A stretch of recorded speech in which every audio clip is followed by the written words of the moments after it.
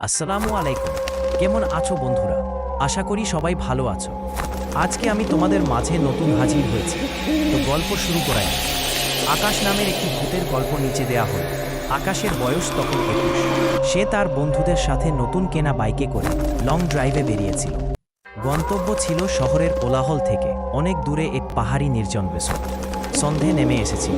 চারদিক ঘুটঘুটে অন্ধকার, রাস্তা জনমানব শূন্য, দুপাশে ঘন জঙ্গল। হঠাৎ বাইকের চাকা পিছলে গেল, আর আকাশ বাইক সমেত ছিটকে পড়ল রাস্তার পাশে গভীর খাদে।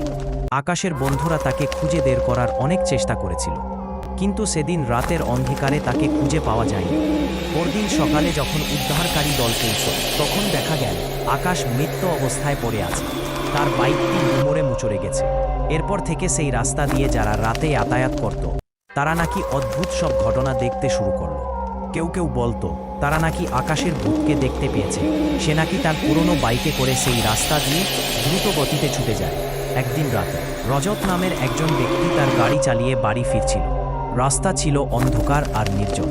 হঠাৎ তার গাড়ির হেডলাইটের আলোয় সে দেখতে পেল একজন যুবক বাইকে করে তার দিকে দ্রুত গতিতে এগিয়ে আসছে। রজত দেখতে পেল যুবকটির মুখে বিবর্ণ আর চোখ দুটো লাল। সে ভয় পেয়ে গেল এবং তার গাড়ির গতি কমিয়ে দিল। যুবকটি রজতের গাড়ির পাশ দিয়ে চলে গেল, আর রজত দেখতে পেল যে বাইকের পিছনের চাকা শূন্যে ভাসছে। রজত এতটাই ভয় পেয়েছিল যে সে সোজা তার বাড়িতে ফিরে এল এবং সারা রাত ঘুমাতে পারেনি।